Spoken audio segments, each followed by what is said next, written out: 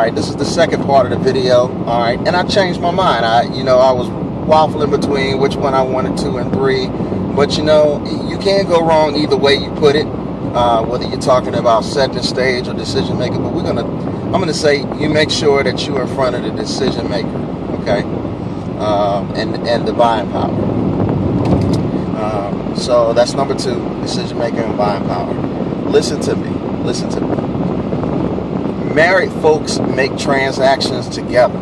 That's what makes marriages work.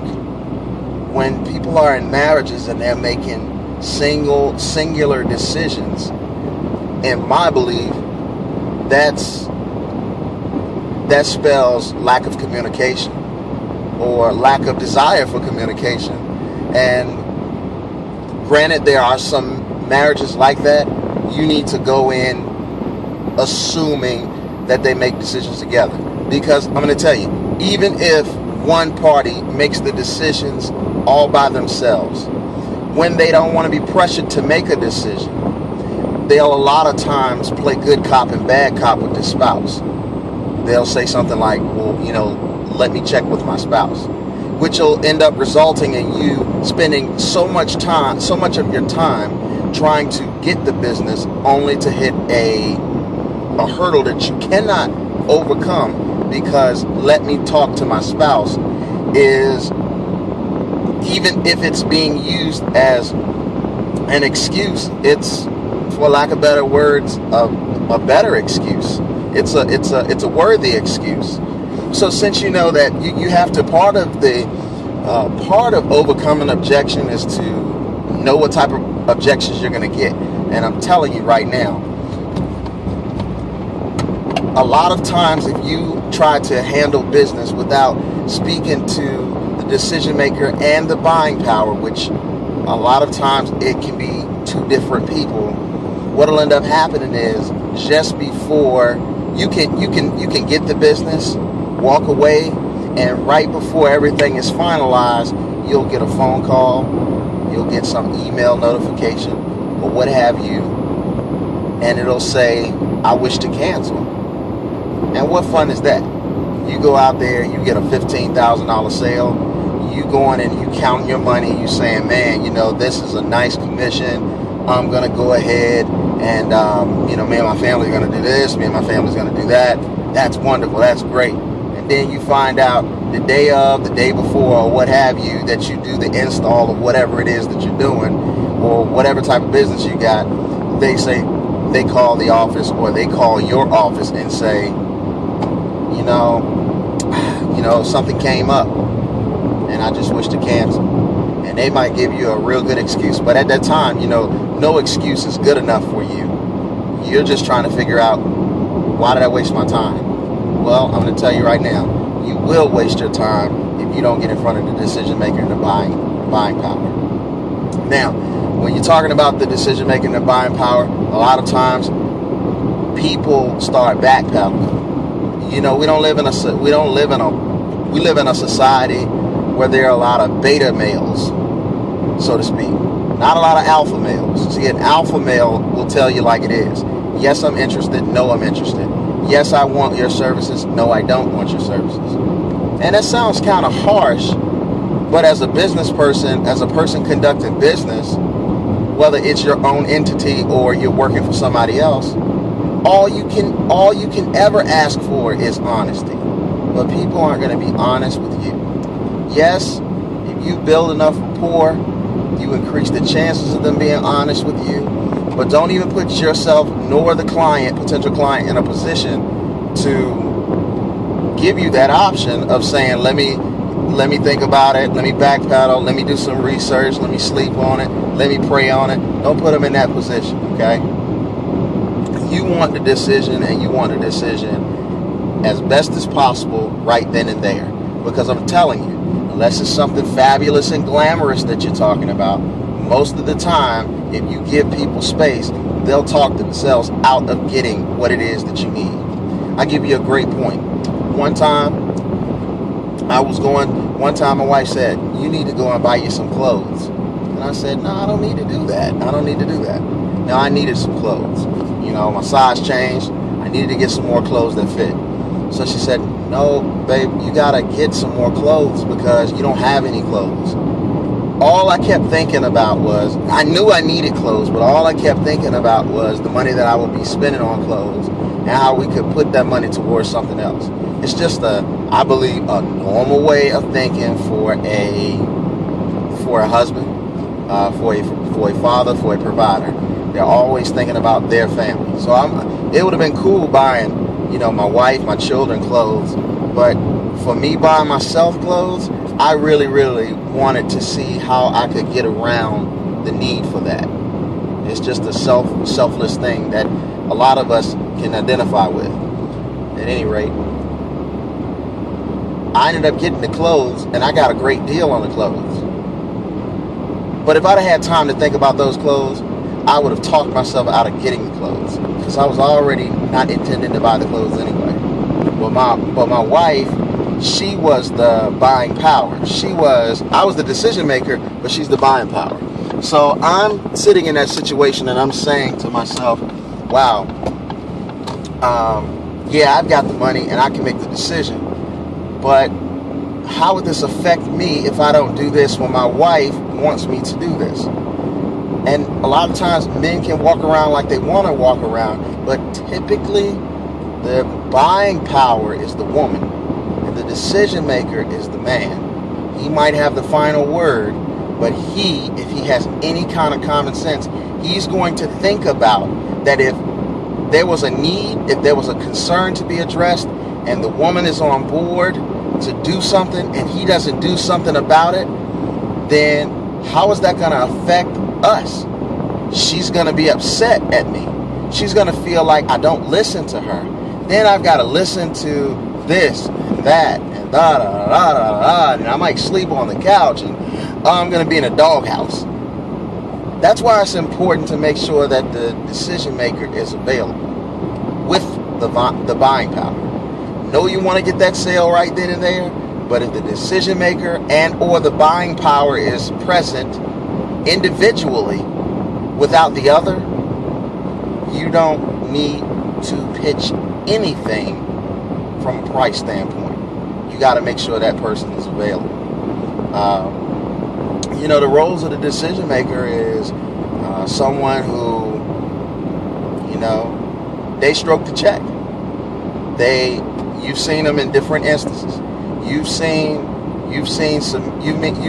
men who are submissive to their wives, and they say, hey, listen, if she wants to get it taken care of, hey, I just write the check. You've seen those situations. You've also seen situations where the man, he's a little, if you catch him by himself, he's real strong and adamant about doing something. People are more well-behaved in front of company. And when you are in the presence of a client and you're with the decision maker and the buying power, you're going to get the best behavior.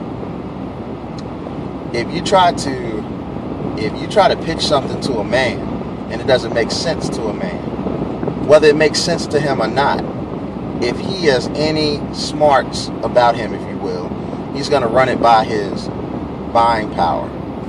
The buying power is always going to be looking at things from a standpoint of, how can I make this better? So a lot of times what will happen is they'll say, well, before we make a decision, let's shop around. Case in point, you go to a guy, you say, hey, listen, this is the concern, these are the solutions, and here is the price.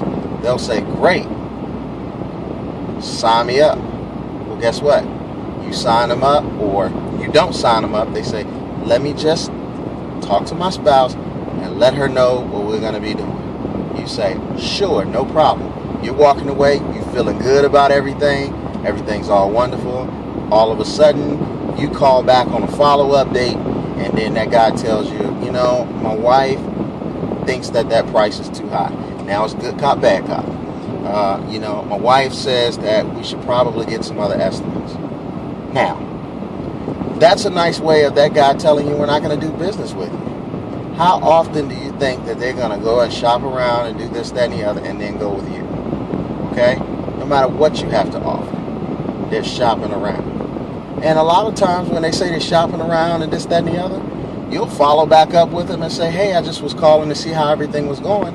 And how is your shopping around going? They'll say something to you like, well, I haven't gotten anybody over here yet, or we hadn't been looking, we've been so busy. And then what? Now you're playing a game of chase. That's unnecessary. All of that could have been avoided if you had a decision maker and the buying power present. On the flip side, you got the woman, which if you can convince the woman, yeah, if you have to pitch one and not the other, you definitely will want to pitch the woman.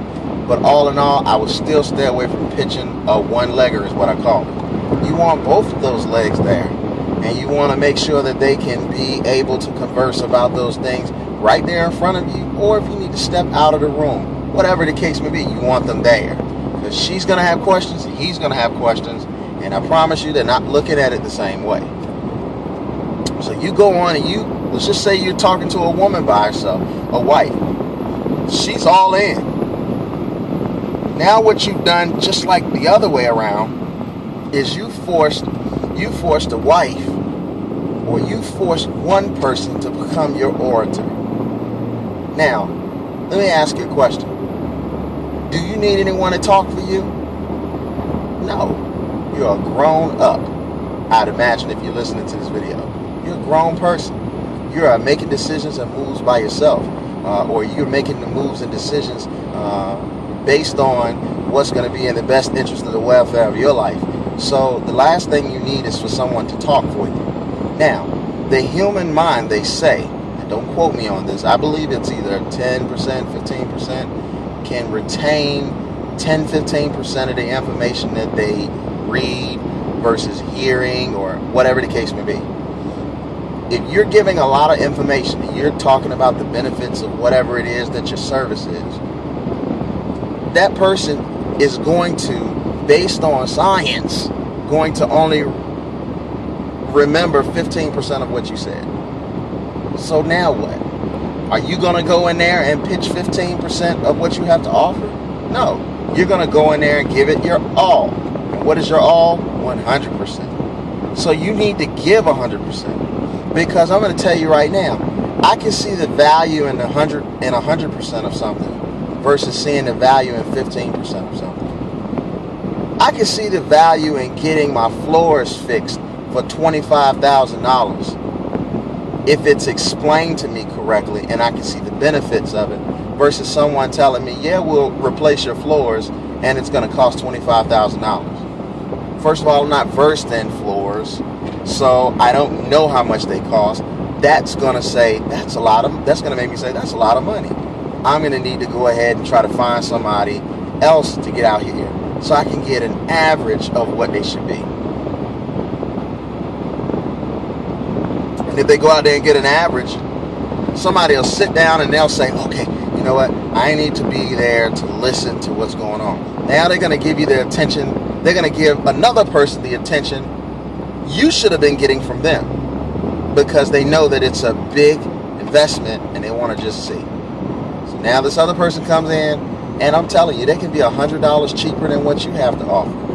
They see the value with the other person. They're going to go with the other person. And now you just wasted your time. Do you see the moral of the story? Don't pitch a one-legger under no circumstances. So what are a couple of ways to backpedal out of a one-legger? Well, let's talk about some things that some things that people say when you set up an appointment to go and meet someone. You want to find out who is important that's involved, who may have questions. So if it's a woman, assume she's married. Say, is your husband available? If she tells you that her husband is deceased or her husband is no longer with her or she's not married, then you say, okay, I'm sorry, I just assumed. I'm sorry. Is there anybody else that you trust and love that you would consult with, that you would like to be there? I'd like to be able to answer everyone's questions all in all. What you're trying to say is, hey, look, I want to make sure that everybody's present so we can get the deal done. But you can't say that to the customer. You say, I just want to make sure I can answer all of your questions at the same time. Kill two birds with one stone. That makes sense? Good. Then, if you get there and they say, well, so-and-so's not here, or If you can't set up the situation like you want to, maybe you got a lead and it's already set up for you. Somebody set the service up, the appointment up for you. Well, what you can do is you can say something like, they say, yeah, we've got this situation and we'd like to get it taken care of. Well, you're excited. You want to pitch it because they want to take care of it, but don't do it. Just say, hey, listen, that's fine. We'll be more than happy to help you. Say, hey, listen, so your husband's not home? No. What time does your husband get home? Oh, my husband will be home at 6:30. Say, okay, cool. Hey, listen, I actually, I'm running a tight schedule today. I've got a couple of running around to do and everything like that. Would it be okay if I come back around about 6 o'clock, 6:30? And then, I can come out and I can do an inspection and everything like that. They say yay or nay. They say no, do the inspection now. Or, hey, no, do this now, or go ahead and give me what you're going to give me, or say what you're going to say and do what you're going to do. And you go ahead and you do that. You compile your information. And then you say, you know what? When you're about done, say, hey, listen, I've got all of your information compiled. One of the things I do is I say, hey, listen, a lot of times we're running promotions that we get so caught up and busy that I'm aware of. I want you to get the best value and the best deal. So, this will give me an opportunity to go ahead and take all of this information back to the office, get with my manager or get with my team and, see what kind of promotions that we're running so I can help you save some money. Sounds okay with you? How many people are going to say, no, absolutely not. I want top dollar price. No, people want to spend as little as possible, rich or poor. So you got to make sure that you backpedal out of that situation. And maybe their husband or their wife's not coming home until next Friday. Well, guess what? I'm sorry, buddy. But you're going to have to wait until next Friday. Say, hey, listen, this will give me plenty enough time with all of the things on my plate that I can go ahead and get these things lined up and taken care of. And then I can go ahead and get with my team to find out, what are some of the best options for you, because this is a delicate situation. They'll appreciate that. But the agenda is you are trying to avoid at all costs as much as possible.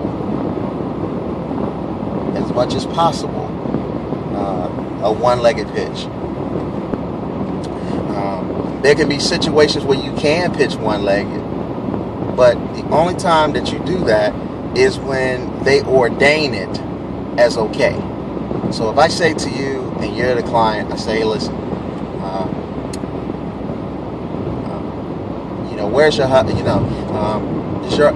is your husband around? Is your wife around? No, okay. Well, that's cool. I just wanted to make sure that I'm sure they're gonna have questions. I wouldn't want to put you in a position because it is some pertinent information. I didn't want to put you in a position where you had to explain it to your spouse. Wanted to make sure that I answered everybody's questions. If they open their mouth, listen to me.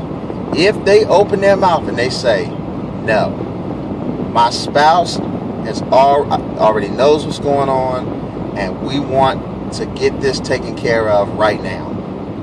Or if they say something like, let me think. My spouse doesn't need to be involved in this decision. I make the decisions. Confirm with them. Say, okay, all right, you're absolutely sure about that? That's okay. I respect that. Okay. Now, I'm telling you, they still may come back at the end and say, when you give them that price, let me talk to my spouse. You have to be bold enough to say, especially if you detect it beforehand, if they're throwing you signs that they need to check with their spouse, you have to call them out on it.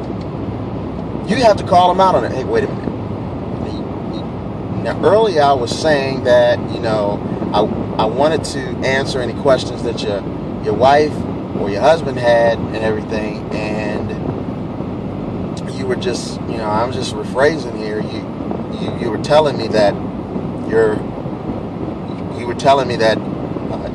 you were the decision maker. I guess I'm not understanding here, what's going on. Well, I just still need to run it by my wife. Well, guess what? You just got played. But you need to put them on blast about it and say, wait a minute, that's, sir, ma'am, with all due respect, I'm very, very intentional about being mindful to people's time, because I like because my time's important to me as well.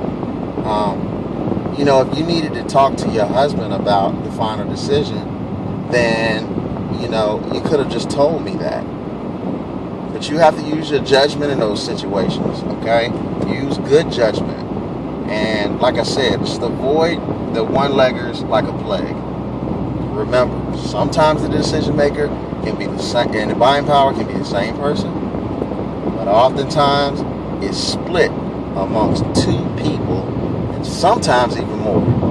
As long as you understand this principle right here, you can go to the next phase in understanding the 7-step process to completing and getting the transactions for your business that you seek. Alright, so I'll see you on the next video.